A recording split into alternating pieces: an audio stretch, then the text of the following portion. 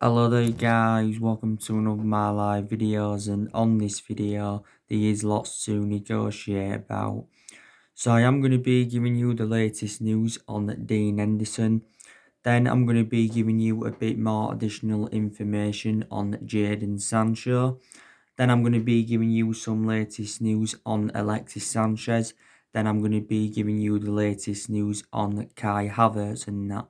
And then a bit later on in the video, I will delve into more topics. So yeah, so this is what I'm going to negotiate with you about on this video today. But the first topic of the development I am going to start with is Dean Henderson. So, as you all know, we have extended Dean Henderson's loan at Sheffield United. We will allow Dean Henderson to stay at Sheffield United for the remainder of the season. So in a way, Manchester United are taking a £100 million gamble.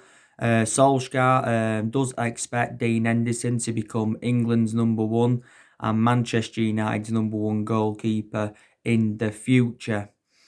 Now, obviously, Dean Henderson has done very, very well on his loan with Sheffield United. I think he's been Sheffield United's player of the season. I think this has been Dean Henderson's second season on loan with Sheffield United. Don't forget, Dean Henderson has had quite a few other loan spells. Obviously, he had a loan spell with Stockport, Shrewsbury, and Grimsby and all of that. And definitely, is the foreseeable future for Manchester United. Dean Henderson has still got a contract with us until 2022. By the way, when we do play Sheffield United, Dean Henderson will not be involved in that game. He won't be involved in that game. So yeah, so I think he will end up becoming Manchester United's number one. Like I said, we won't get rid of Dean Henderson permanently because we do see him as a long-term replacement for David De Gea. Dean Henderson and that. So there you go. So that is the latest news on him. But as it stands at the moment, David De Gea is our number one goalkeeper.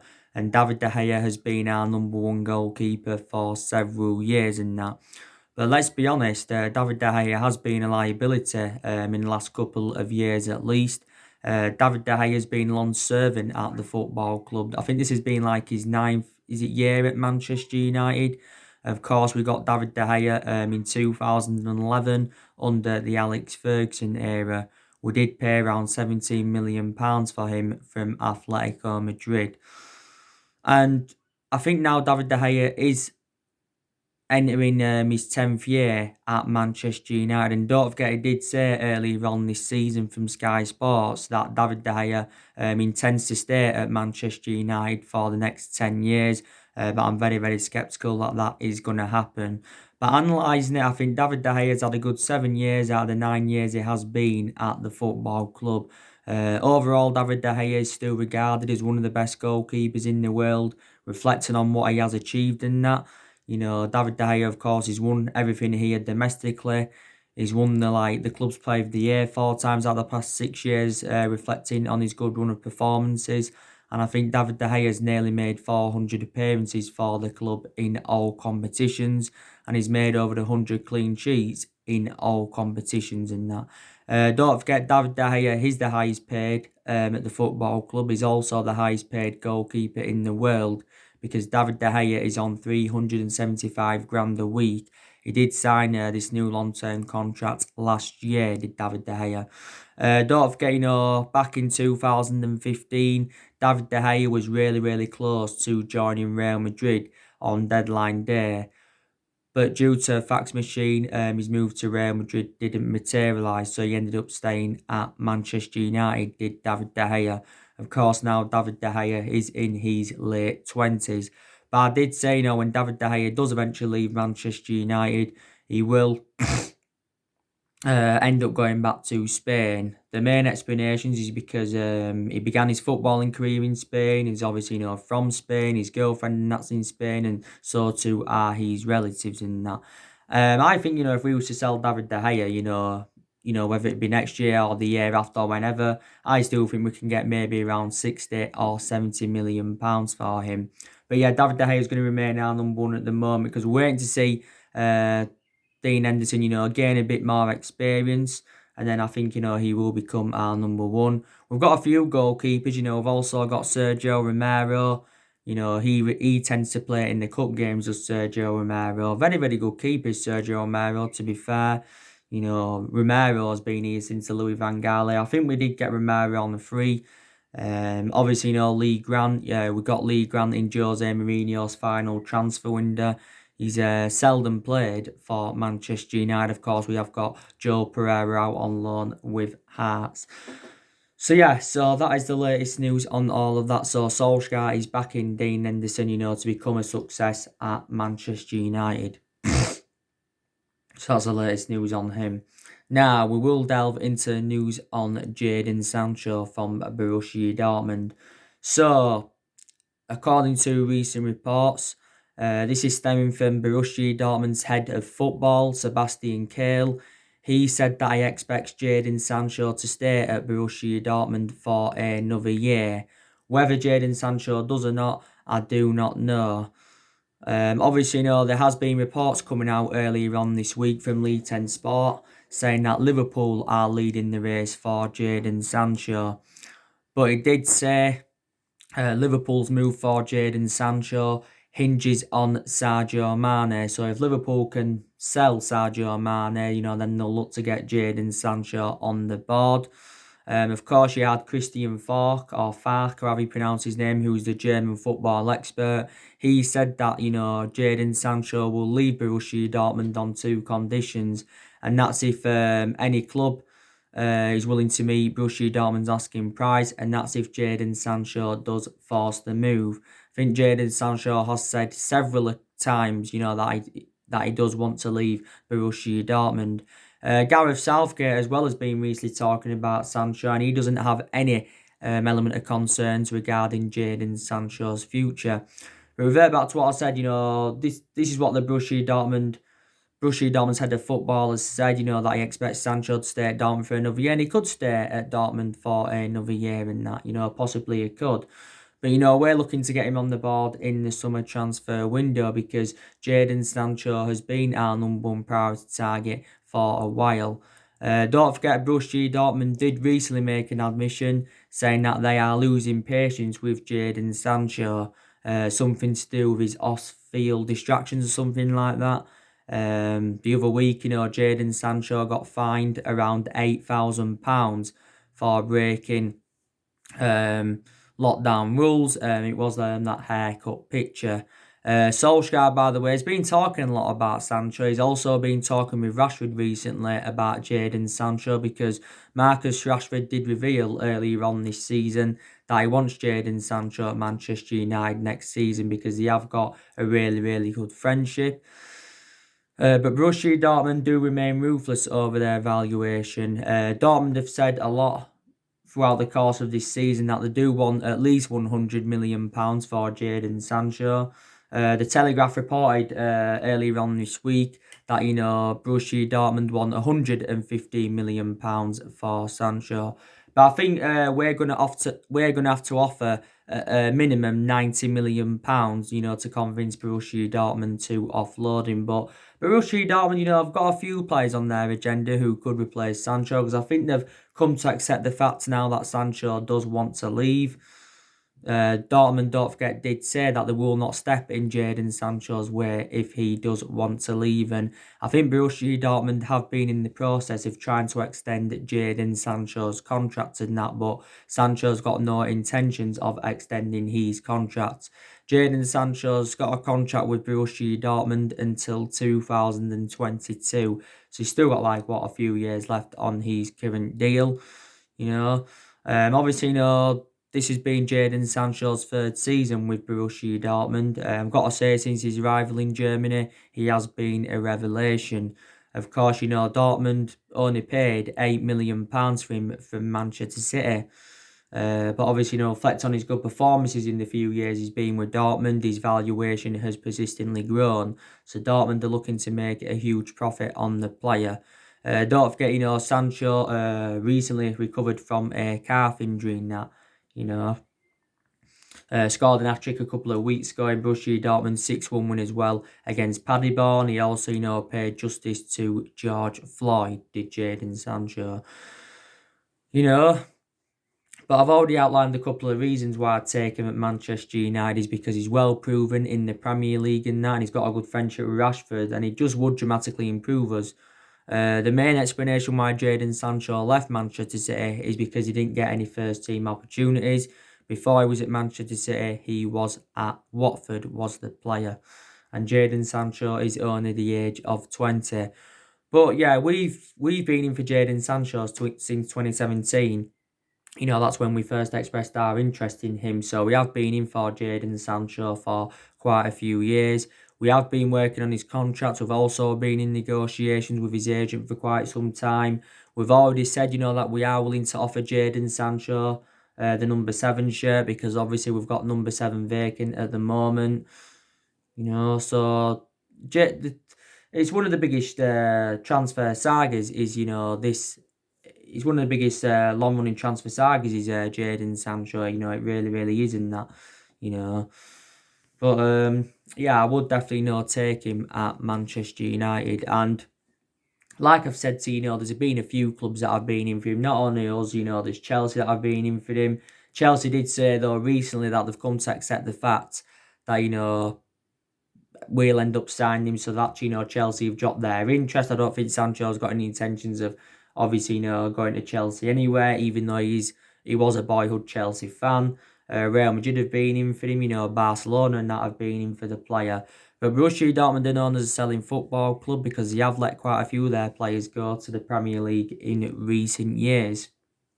Like I've already mentioned to you. There's obviously players that they've let go who didn't go to the Premier League, but there again, Dortmund have recruited quite a few players in recent years and that.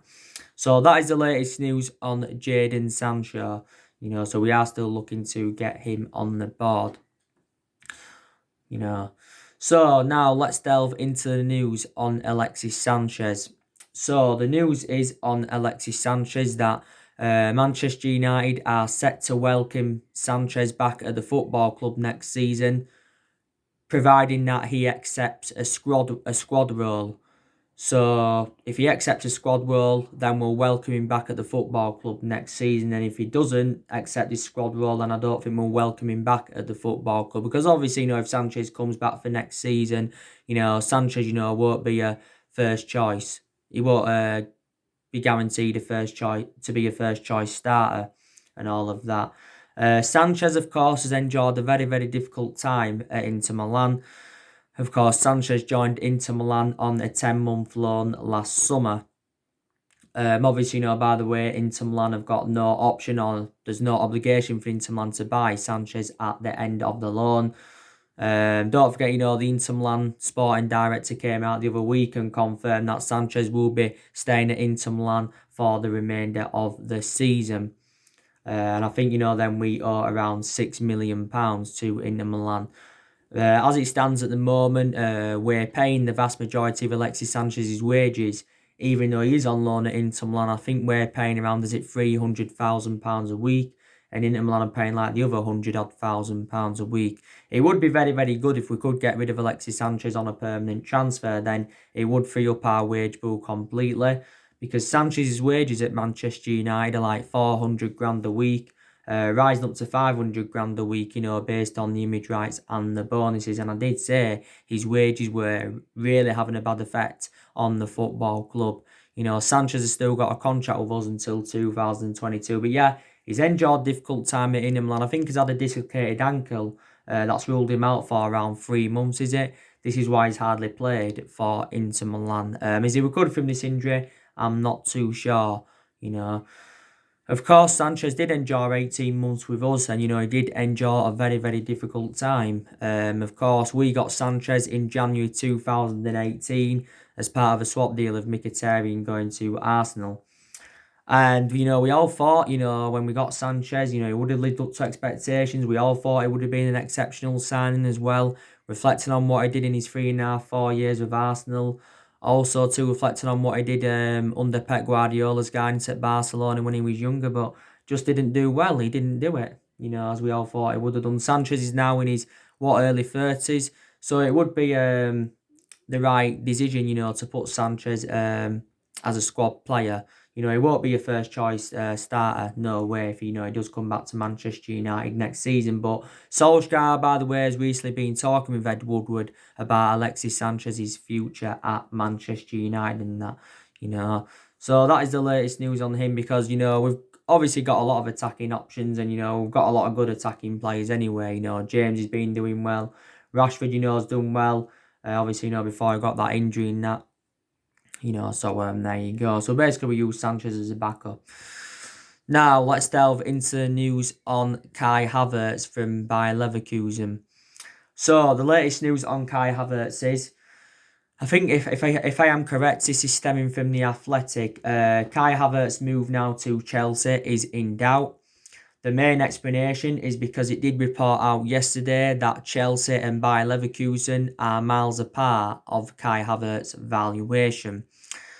Now, Chelsea are looking to get him on the board. There were stories coming out not too long ago saying that Chelsea had put around the £75 million bidding for the player. Now, I've got to make an admission. Chelsea, have done really, really good business so far. They really, really have done good business so far. Obviously, they got Hakim Ziyech in February for around, was it 37 or 38 million pounds? They got him from Ajax. They're on the verge of getting Timo Werner from RB Leipzig, so that's going to be Frank Lampard's second signing as Chelsea manager and the second signing of the summer. Obviously, they're looking to get Ben Chilwell. Of course, Ben Chilwell is Chelsea's number one priority target. Chelsea brought a few players in from Leicester in recent years. They got N'Golo Kante from Leicester, and they also got Danny Drinkwater from Leicester as well. So Chelsea now have got quite a few players on their agenda, but it's a good signing is for Werner for them because obviously Chelsea were in search for a striker because the only fit striker they've got at the moment is Olivier Giroud. Chelsea are going to get Werner for around 54 million. That's his release clause. They've already offered him a 5-year contract worth around £200,000 a week. But now with Kai Havertz's move to Chelsea being in doubt, maybe there's an opportunity for my club, Manchester United, to go and sign Kai Havertz. Now, Solskjaer, not too long ago, was talking about Kai Havertz, and he did say he's convinced that Manchester United can sign him in the summer transfer window. He mentioned that made an approach for Kai Havertz weeks ago. We inquired about his availability. He did say from Sky Sports quite a few weeks ago that, we were leading. He said from Sky Sports we were leading the race for Kai Havertz and we was planning to put around the £50 million bidding for the play, but £50 million is not going to be enough to convince Leverkusen to offload him. I think Leverkusen have named their asking price. I think Leverkusen have said they do want around £90 million for Kai Havertz.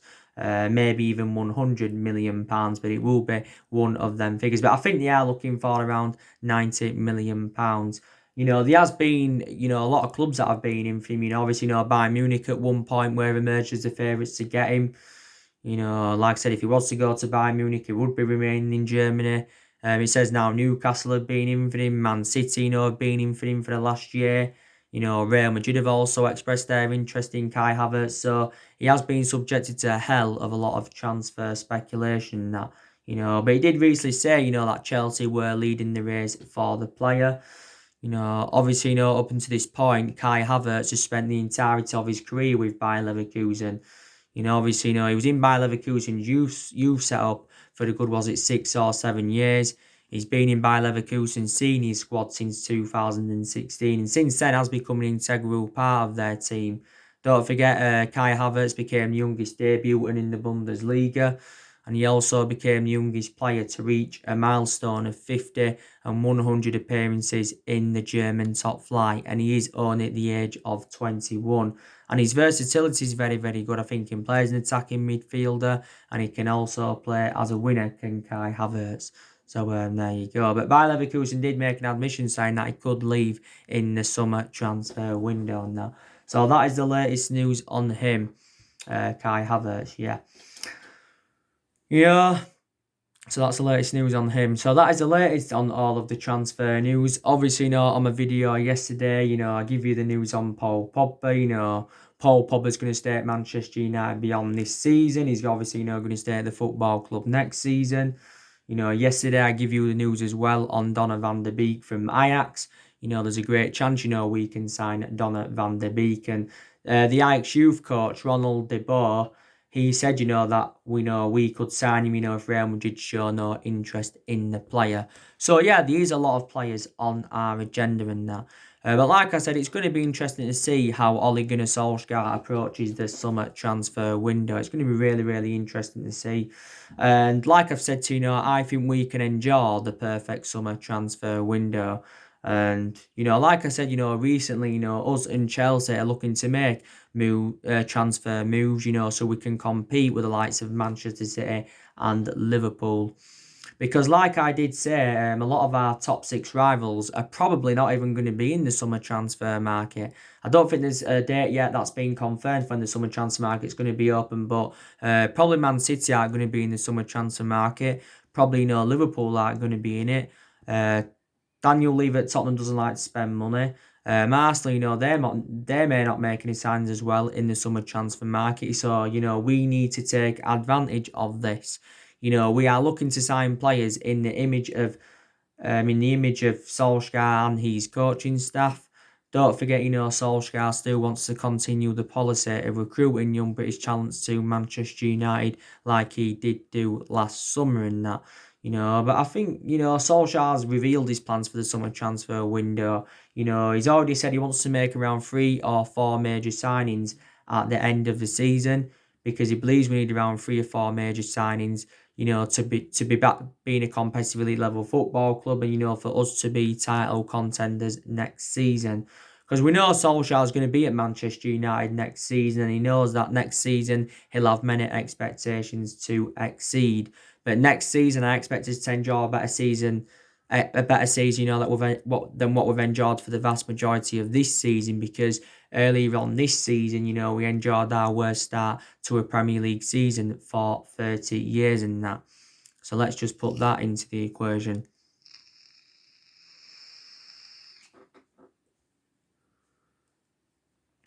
But so the summer transfer window, will be Solskjaer's fourth transfer window anyway as Manchester United manager. And of course, Solskjaer has been at Man United now for around 18 months. So he has been at the football club a year and a half, including the 3 months when he was the interim manager. Including the 3 months when he was the interim manager and that. And Solskjaer has been permanent Manchester United manager, I think for around, 15 or 16 months now, and all of that. As you all know, our transfer budget for the summer transfer window recently got revealed. Solskjaer will have around £269 million to spend. And like I mentioned to you, that should be enough for us to get the number of players that we want in. It should be enough for us to get the, right caliber players into the football club as well. Because we can make some Galactico signings with £269 million. Also to put into the equation that, we're also going to get rid of, players in the summer transfer window. Solskjaer is obviously, looking to get rid of more of the deadwood. So we're going to generate money in that way. But don't forget, Solskjaer did recently say that he will avoid buying rotten apples in the summer transfer window, and he told our players he will not tolerate any rotten apples in the squad and that. So this is what Ole Gunnar Solskjaer had said. Don't forget there were stories coming out the other week saying that we had taken a £140 million loan from our £150 million revolving credit facility, to help us through the coronavirus crisis and to, help us get the right caliber players in to the football club. Don't forget, Woodward's been talking a lot. He said the other month that we will remain competitive in the summer transfer market. But he did say as well the other month that we will or we may not do business as usual in the summer transfer market. So he basically, ruled out big transfers to Manchester United, did Ed Woodward, and he did say, we won't be spending hundreds of millions of pounds and that. But we know the areas where Solskjaer wants to strengthen up. He's looking to recommend the right winner in. He's looking to recommend a midfielder in, and he's also looking to recommend the centre half in, even though we have got a lot of centre halves in the team and all of that. So there you go. We think, we are still looking to recommend a striker in, that's still high on the agenda is getting a striker. Even though the other week Odina Garlord extended his loan at the football club, even though Rashford's back and we still want, to get a striker in and that. It did say a few weeks ago that actually, Solskjaer decided to shelve the plans of getting a striker in because of obviously, the development and that of Mason Greenwood. As you all know at the moment, our net debt is around 429 million, or is it just over 429 million? Because quite a few weeks ago now, our debt had risen up by almost 130 million pounds and that. Like I give you the news yesterday, Ole Gunnar Solskjaer could get a 1 million bonus if he can guide Manchester United to a top four finish, when the Premier League season does resume and that. And like I mentioned as well on one of my videos yesterday, like I mentioned, we have got quite a few ambitions, for when the Premier League season resumes. Like I said, the top four is definitely an ambition for us because obviously, we do want qualification for the Champions League for next season. As it stands at the moment, we're fifth and we are just 3 points behind Chelsea. Also to the FA Cup and the Europa League. They're two ambitions for us as well because the FA Cup and the Europa League is a chance of us getting some silverware on the board under Solskjaer. Obviously, we've got Norwich in the FA Cup quarterfinals and all of that. And, we should be, progressing to the semi-finals of the competition. So, yeah, we have got quite a few ambitions.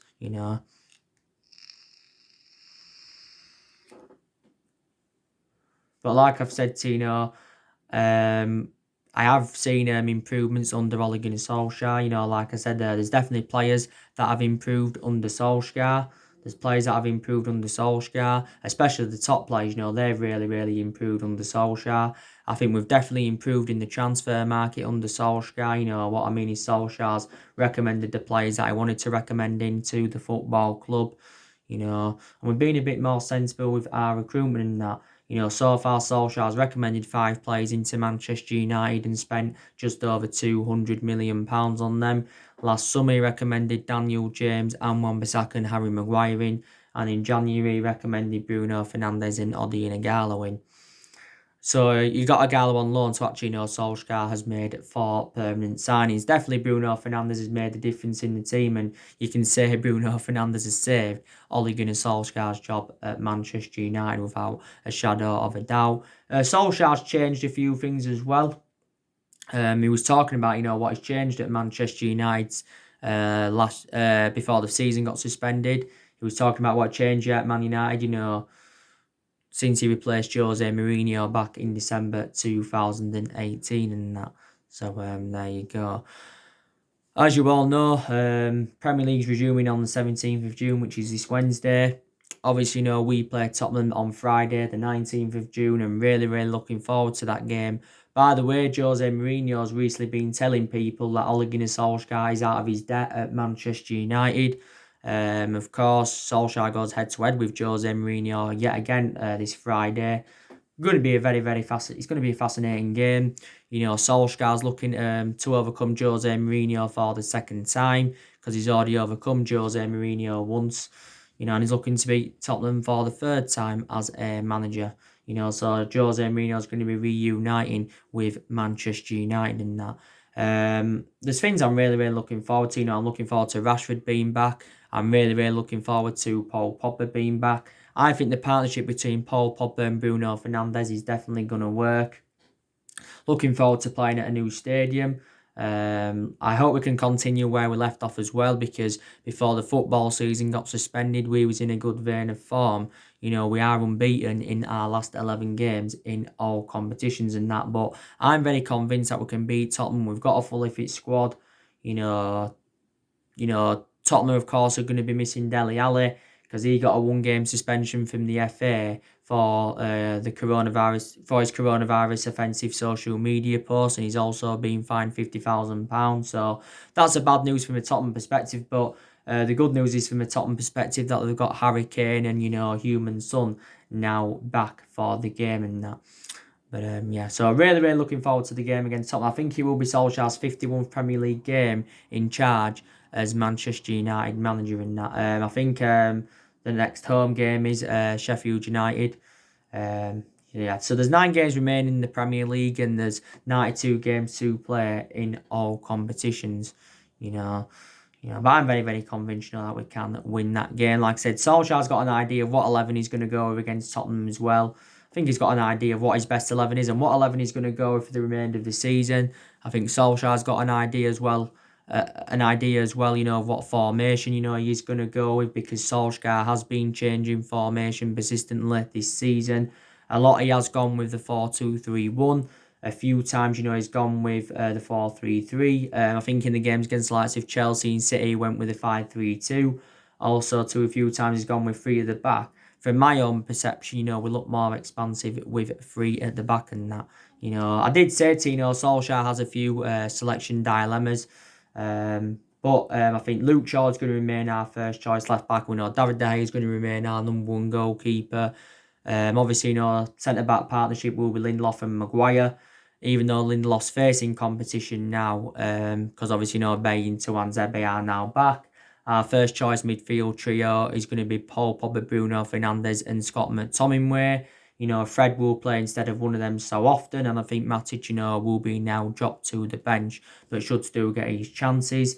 Igalo, he starts, will be limited now because obviously, Marcus Rashford is back. So these decisions that Manchester United have definitely got to make.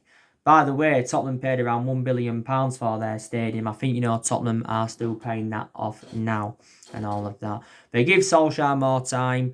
Like I said, it is a transition period. And, like Solskjaer said at the beginning of the year, he's hopeful that we can get through this transition period and that. If things don't work out next season, that's, when I would get rid of Ole Gunnar Solskjaer. And by the way, Solskjaer is looking at another treble at Manchester United, because obviously, we won the treble back in 1999, which is over 20 years ago now. That's obviously, one of the club's, or is the club's greatest achievement. Obviously, it was definitely Ole Gunnar Solskjaer's most iconic moment as a Manchester United player, was the treble winning season, when he scored that late goal against Bayern Munich and that.